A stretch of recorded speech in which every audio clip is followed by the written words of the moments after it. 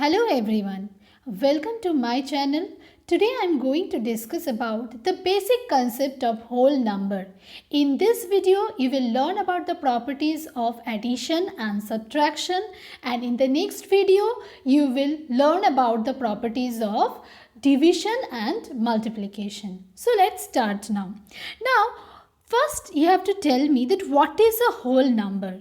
Now what is a whole number means you have to know what is a natural number. Now the counting numbers such as 1, 2, 3, 4 etc. are known as natural numbers. So what are whole numbers? These natural numbers plus 0, that is all together whenever you are taking all the natural numbers along with 0, then they are called whole numbers. Now 0 is a whole number but not a natural number, because natural number starts from 1 and whole number always starts from 0. Okay, so this is the main difference between natural number and whole number. Whole number starts from 0 and natural number starts from 1. So can you tell me which is the smallest whole number? The smallest whole number is 0. And which is the largest whole number? There is no largest whole number. And do you know the reason? The reason is that you know very well there are uncountable numbers. Since the numbers are uncountable, so we basically cannot say that any number to be the largest whole number or any number to be the largest natural number. We can say 0 is the smallest whole number and 1 is the smallest natural number. But we cannot say which number is the largest whole number or largest natural number. Now I will discuss about the representation of whole numbers on the number line. So if you see this picture well, if you follow this number line well, you will see that I have pointed the whole numbers from 0 to 10 on a number line. Okay, now 0 is represented by the letter O, 1 is represented by letter A, 2 is represented by letter B, and so on. Okay, up to 10. Now the distance between O and A is 1 unit. A and B is also 1 unit. Now can you tell me what is the distance between then G and H? The distance between G and H is also 1 unit. And this unit, in place of unit, you can write anything according to the sum provided to you. If it is given in meter, you will use meter. If it is given in centimeter, you will use centimeter. If it is given in kilometer, you will use that unit. So since here no such unit is given, that's why I am using the term unit. 1 unit I am using. Okay. Now one thing from this number line, it is very much clear that every whole number is greater than 0. If you see this 0, then you know very well that all the whole numbers should be greater than 0. There is no such number, no such whole number which is smaller than 0, because the numbers which are smaller than 0 are negative numbers like -1, -2, -3 and so on. And these negative numbers are never categorized as whole numbers. Whole numbers always start from 0. So negative numbers cannot be categorized as whole numbers. Okay. Now another thing also you can conclude from this number line, that every whole number on the right of 0 is greater than 0. Okay, and a whole number is greater than all the other whole numbers that lie to its left on the number line. Suppose this number 5, if you consider number 5, then you will see that the numbers which are present on the left hand side of 5, that is 4, 3, 2, 1, 0, these all numbers which are on the left side of 5 are smaller than this whole number 5. Now, if the whole numbers are present on the right hand side, then what will happen? They should be greater than 5, like 6, 7, 8, 9, 10. So, all these whole numbers which are present on the right hand side are greater than the whole number. And if the whole numbers are present on the left hand side, then these numbers are lesser than that whole number. Okay. Now, another thing I have to discuss, that if two consecutive numbers are given. Consecutive numbers, suppose this 7 and 8. This 7 and 8 are consecutive numbers. So, is there any whole number between these two consecutive numbers? No. There are no such whole numbers in between these two consecutive whole numbers. Okay, always fractional numbers or decimal numbers can be present in between these two numbers. But a whole number is never present in between two whole numbers. Clear? Now, if you consider two non-consecutive numbers like 5 and 10, 5 and 10 are two non-consecutive numbers. So, if you consider these two non-consecutive numbers, in that case you will see that there is at least one whole number. It can be more than one also. Now, in this case, how many whole numbers are present? Just see 6, 7, 8, 9. So, 4 whole numbers are present in between these two non-consecutive numbers, that is 5 and 10. Clear? So this is all about the representation of whole numbers on the number line. Now I will discuss about the next topic, that is successor and predecessor, and this topic is very important. Now what do you mean by successor? Successor means the whole number which is one more than the given number. One more than the given number. Suppose if I consider the number 10. So what is the successor of 10? Simply what you have to do, you have to add 1 to that whole number, that is you have to do 10 plus 1, then you will get the result as 11. So 11 is the successor of 10. Then what is predecessor?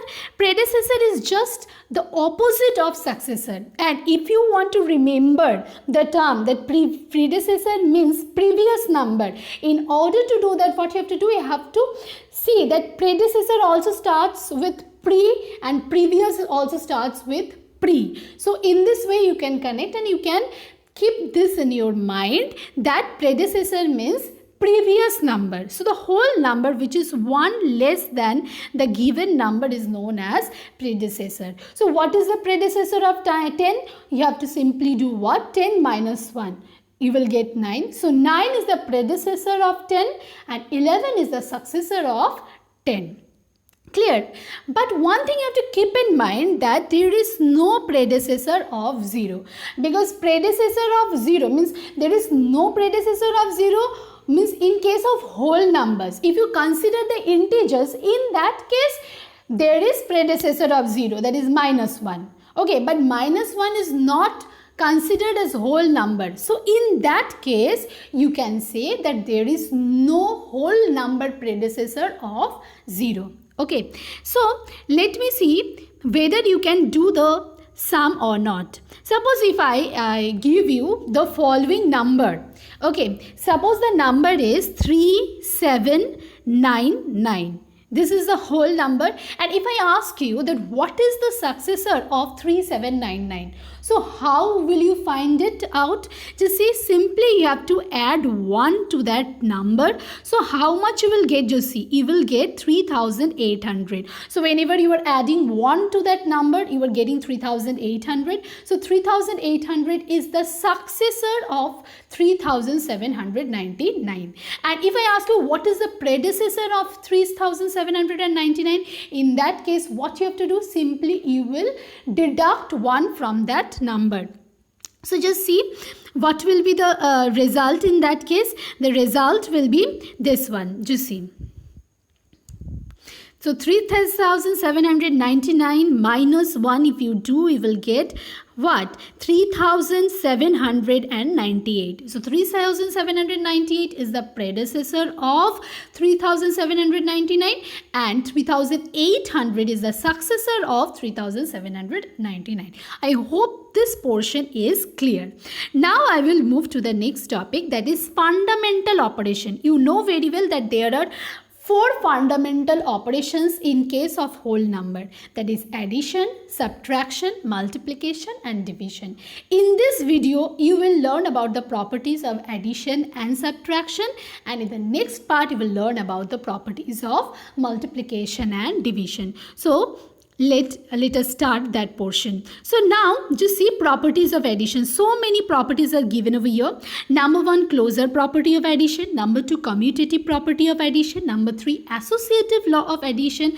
Number 4, additive identity. Number 5, 0 is called the additive identity. And number 6, cancellation law of addition. So let me discuss all these properties or laws one by one. So the first one is what? The first one is closure property of addition. So what is this closure property of addition? Closure property of addition means whenever we are taking two whole numbers, okay, and adding them up, then whatever sum we are getting, that sum will also be a whole number. This is known as the closure property. Suppose we are taking 10 and 20. So both are whole numbers here, and if we add these whole numbers, then what will happen?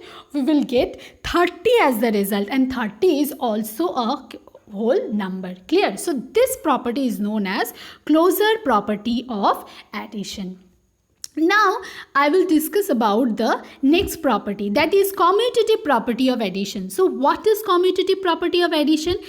According to this property, if we take two whole numbers or more than two whole numbers, and if we add them in any order, then what you will get? We will always get the sum as a same result, same sum we will get. The result will not change.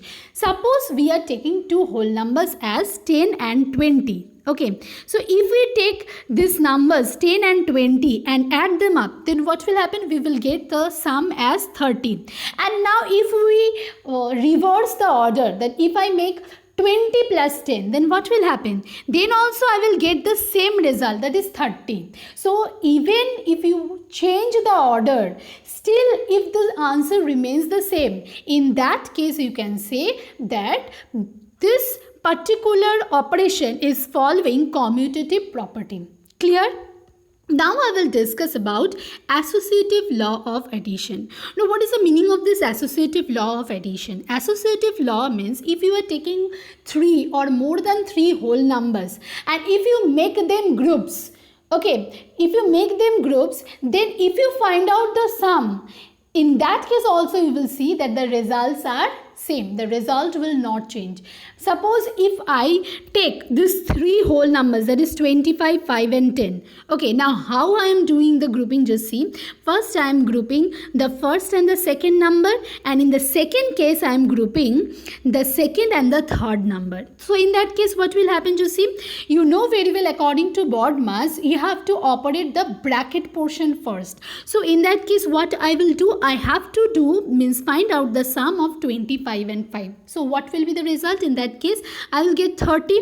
So with that sum you have to add the third number which is outside the bracket. So what will be the result? The result is 40. Clear? Now if you operate this one, in that case what you have to do? Again you have to first operate the bracket portion, that is 5 plus 10. 5 plus 10 means you will get 15, and 15 plus 25, the result will be what? The result will be 40. So here you can see very well that the results are not changing. The results are same. Okay, so that's why we can say that addition follows the associative law. Okay, now next I will discuss about the additive identity. Now which is the additive identity? If I ask you, then you have to say that 0 is the additive identity, because if you add 0 to any whole number, you will get the same whole number as the result. That's why it is known as the additive identity. You have to remember this, that 0 is known as the additive identity. Just see this example what I have shown. Here I have added these two numbers, that is I have added 10 and 0. So the result is 10. That is same whole number I am getting. 10 only I am getting. If I add 100 and 0, then what I will get? I will get 100 as the result. The same whole number I am getting. Okay, so that's why 0 is known as the additive identity. Now let me discuss about the last law of addition, that is cancellation law of addition. Now according to this cancellation law, if you are taking three whole numbers, okay, and if you are placing two whole numbers on the opposite sides of this equal sign, one number you are taking on the left hand side and another number, that is B, if you take on the right hand side. What I am saying, I am repeating this once again. Suppose you are taking one equal sign and you are placing A on the left side of the equal sign and B you are keeping on the right side of the equal sign. So whatever you will keep on the left hand side is known as the left hand side, okay, and whatever you will keep on the right hand side of the equal sign, it is known as the right hand side. So A is placed in the left hand side and B is left on the right hand side. Now if I use the third whole number C and if I add this same whole number on both the sides, just see, I have added this C on both the sides. In this case what will happen? Then in that case the value will be same, means C will be simply cancelled out, okay. Since it will have same value, it will be cancelled out. Even if you just see, if you change the side, what will happen? If you change the side in this case, it will become, if you transfer C from left hand side to right hand side, what it will become? It will become C minus C. Because you know very well, in order to change the side, in order to change the side from left hand side to right hand side, what we have to do generally? We have to change the sign. If it is plus, then when it will go to the right hand side, it will become minus. And if it is minus, then while changing the side, it will become plus. If it is multiplication, then it will become division. And if it is division sign, then it will become multiplication sign. Just the sign becomes opposite whenever they are going to the opposite side. So here just see, if I transfer this C from the left hand side to the right hand side, then what will happen? It will become minus C. So you know very well, C minus C will become 0, isn't it? If I do 10 minus 10, it will become 0. So that's why I am saying that these two whole numbers will be cancelled out. Cancelled out means the value will become 0. C minus C means 0. That's why. So what is left over? Here A and B. So that's why the result will be A equals to B here. Now one example is given over here, just see, x plus 5 equals to 14 plus 5. So in this case, just see, x is one whole number, 14 is also one whole number, x is on the left hand side, 14 is on the right hand side. Now I have added 5 to both the sides, okay. So if I change the side of this 5, then what will happen? It will become 5 minus 5.